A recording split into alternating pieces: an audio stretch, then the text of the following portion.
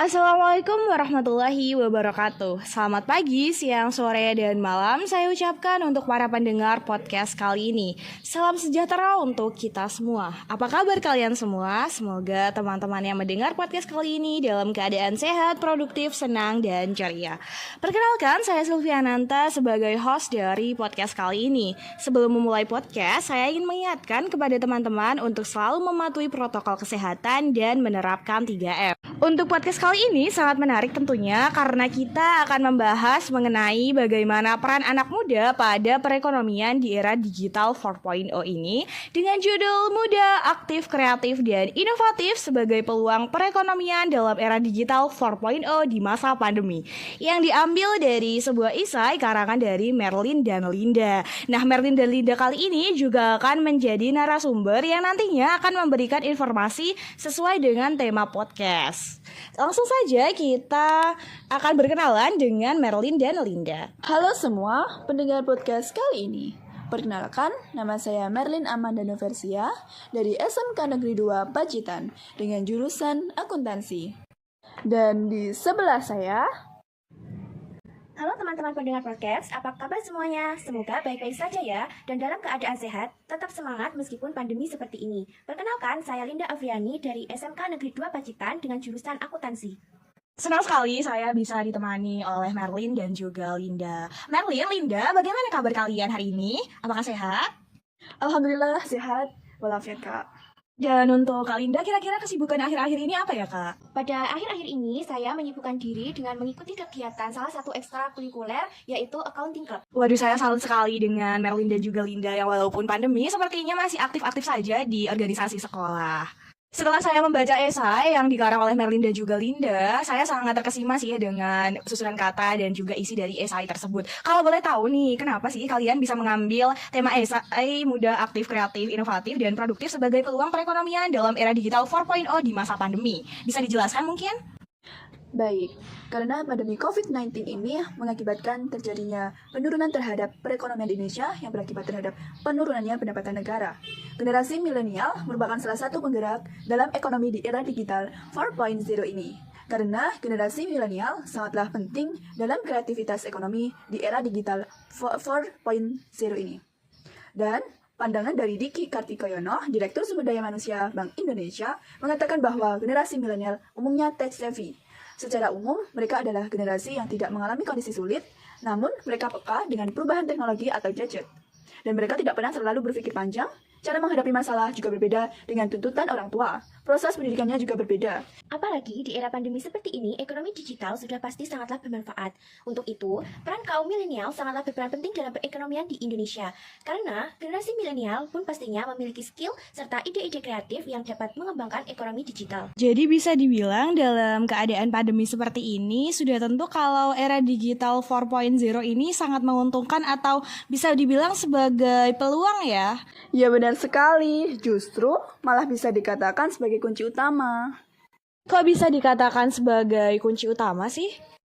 Karena revolusi industri di era digital 4.0 ini pendukung perkembangan perekonomian yang ada di Indonesia. Nah, karena kita juga sebagai generasi muda, maka kita juga sangat berperan dalam hal ini. Dan di Indonesia ini juga sudah terdapat pembisnis yang sudah menggunakan teknologi era digital seperti e-commerce atau perdagangan elektronik. Kayaknya sebagai remaja kita udah gak asing lagi ya sama e-commerce itu. Tapi mungkin banyak teman-teman di luar sana yang belum tahu e-commerce itu apa sih. Mungkin ada dari kalian yang ingin menjelaskan apa itu e-commerce? Nah, untuk e-commerce sendiri adalah kumpulan teknologi aplikasi bisnis antara konsumen dan produsen, yaitu antara penjual dan pembeli yang melalui informasi atau televisi atau juga jaringan komputer lainnya yang dapat bertukar informasi secara online.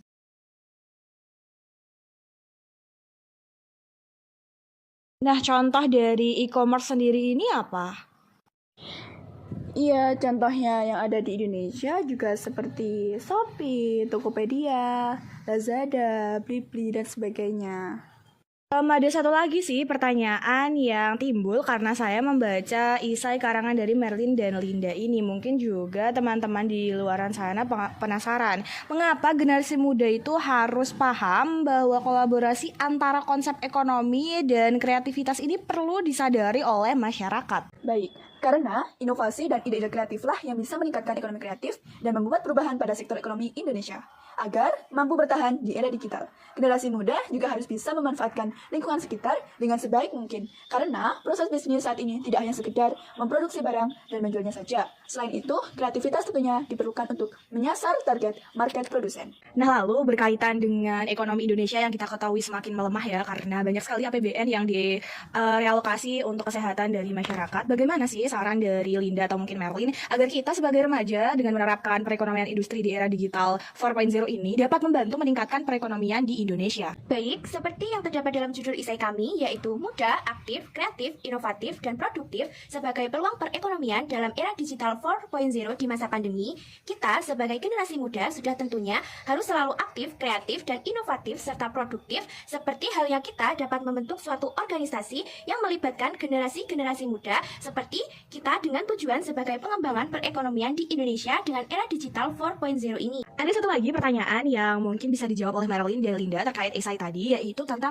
bagaimana sih contoh regulasi dari pemerintah agar bisa mengantisipasi perubahan yang terjadi pada saat ini. Mungkin Merlin atau Linda silakan dijelaskan. Pemerintah melakukan berbagai regulasi untuk menghadapi perubahan revolusi industri. Misalnya, memperbaiki aluran barang dan material, mendesain ulang zona industri, mengakomodasi standar-standar keberlanjutan, memberdayakan usaha mikro, kecil, dan menengah atau yang sering kita sebut dengan UKM, membangun infrastruktur digital nasional, menarik minat investasi asing, meningkatkan kualitas sumber daya manusia atau SDM, membangun ekosistem inovasi kreatif, insentif untuk investasi teknologi, dan mengharmonisasikan aturan dan kebijakan yang ada. Terima kasih atas jawaban yang luar biasa dari Linda dan juga terima kasih Merlin tadi sudah menjawab beberapa pertanyaan saya. Sepertinya kita sudah cukup lama ya berbincang-bincang. Mungkin sebelum saya menutup podcast ini, ada pesan terakhir dari Merlin dan Linda kepada para teman-teman pendengar. Merlin dan Linda.